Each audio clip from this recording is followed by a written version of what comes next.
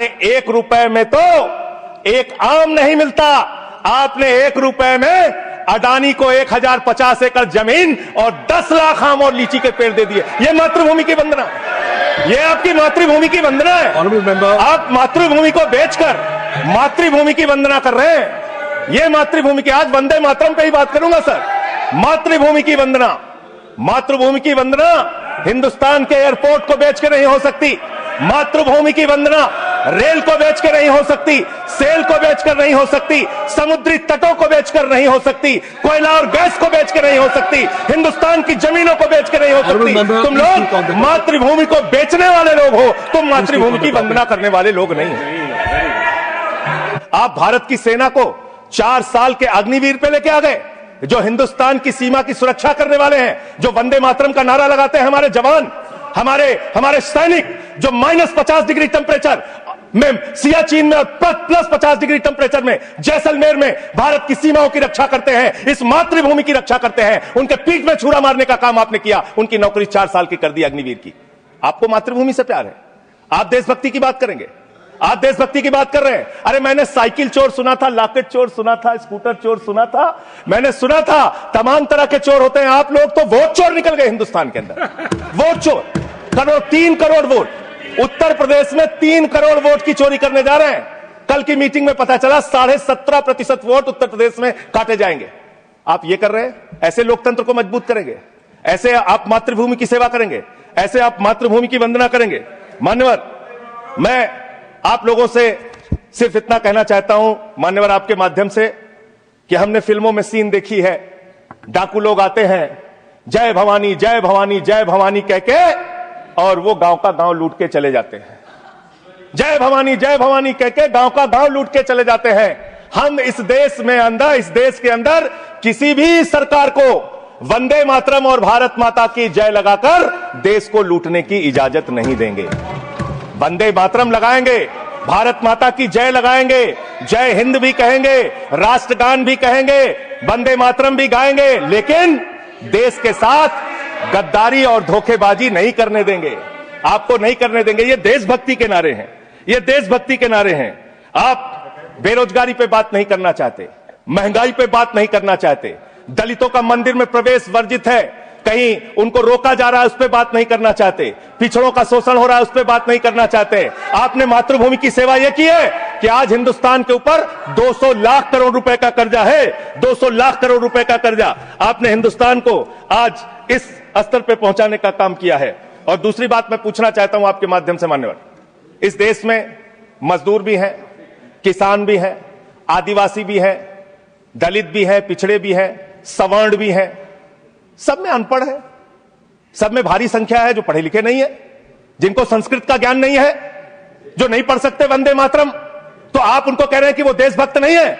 मैं आपके माध्यम से कहना चाहता हूं, वो देश को लूटने वाले अडानी जैसे पूंजीपतियों से ज्यादा बड़े देशभक्त हैं, जो अपने बच्चों के लिए श्रम करते हैं, मजदूरी करते हैं, कुली का काम करते हैं और अपने बच्चों का पेट भी पालते हैं, देश की भी सेवा करते हैं। वो आपसे ज्यादा देशभक्त हैं। उनकी देशभक्ति को आप इससे चेक करने का काम मत कीजिए, उससे परीक्षा करने का काम मत कीजिए। मान्यवर, मैं अंत में एक और बयान आया, उसका जिक्र करके अपनी बात को खत्म करूंगा। अभी SIR की प्रक्रिया के तहत उत्तर प्रदेश के मुख्यमंत्री ने कहा कि डिटेंशन सेंटर बनाए जाएंगे। 80 लाख लोगों के वोट आपने बिहार में काट दिए, वहां कितने घुसपैठिए मिले आपको? अरे भाई, ये भी मातृभूमि की बात हो रही है। आप लोग चाहते हैं बांग्लादेशी यहां पे आ जाएं, मातृभूमि को सुरक्षा को खतरा हो जाए? आपको तो चिंता वही है ना, वही तो बात कर रहा हूं। कितने बांग्लादेशी घुसपैठिया मिले? कितने बांग्लादेशी घुसपैठिया मिले? कितने बांग्लादेशी घुसपैठिया मिले? मात्र 315, जिसमें नेपाल के बाकी लोग, सिर्फ 78 मुसलमान मिले वहां। 80 लाख लोगों के आपने वोट काट दिए।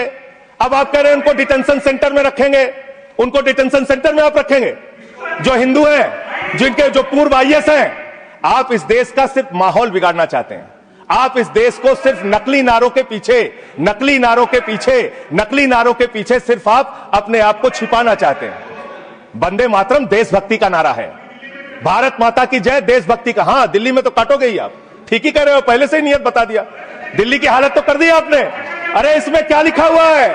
इसमें क्या लिखा हुआ है? सुजलाम सुफलाम, सुजलाम सुफलाम शुद्ध जल, शुद्ध फल और मधुर वाणी। मधुर वाणी, मधुर वाणी कौन बोल रहा है? देश के प्रधानमंत्री मधुर वाणी बोल रहे हैं। मुजरा जैसे शब्दों, अरे भाई इसी वंदे मातरम की सेकंड्स रह गए सर, वंदे मातरम की तो बात कर रहा हूं, हमारे पास और टाइम है सर, टाइम है सर। सर मधुर वाणी, मधुर वाणी, मधुर वाणी। सर जहरीली हवा और जहरीला पानी दिल्ली में दे रहे हैं, हमारे पूर्वांचल के भाइयों के ऊपर बुलडोजर चला रहे हैं। सर मेरा टाइम में से काट लीजिएगा, बाकी टाइम में से काट लीजिएगा, बाकी टाइम में से काट लीजिएगा। सर हमारी पार्टी का टाइम 24 मिनट है। प्लीज वन सेकंड दिल्ली को, संजय जी दिल्ली को आप one second honourable members, one second शांत हो जाओ। माननीय संजय जी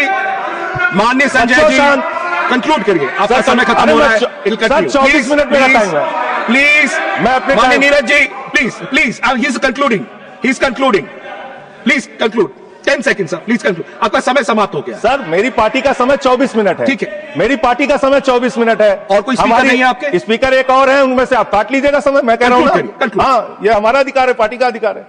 तो मान्यवर 10 महीने में आपने दिल्ली की वो हालत कर दी, जहरीली हवा यहां पर आने लगी, दिल्ली को आपने दुनिया का सबसे प्रदूषित शहर बना दिया। बच्चों शांत हो जाओ, बच्चों शांत, बच्चों हल्ला मत करो, शांत हो जाओ। अरे मैं एक मुख्यमंत्री इन्होंने बनाया है, कंक्लूड करिए सर। एक मुख्यमंत्री बनाया इन्होंने, प्लीज खत्म कर रहा हूं, प्लीज। एक मुख्यमंत्री बनाया है जिसको ये नहीं मालूम कि AQI होता क्या है, कंक्लूड। वो टेम्परेचर बता रही है, ये हालत है। तो इसलिए मैं अंत में इन्हीं लाइनों के साथ कि पहले ये तय करो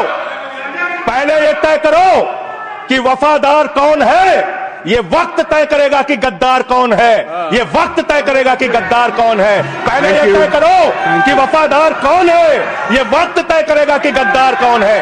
वंदे वंदे वंदे वंदे वंदे वंदे वंदे वंदे। कोई बीजेपी वाला वंदे मातरम नहीं लगाया सर। Thank you.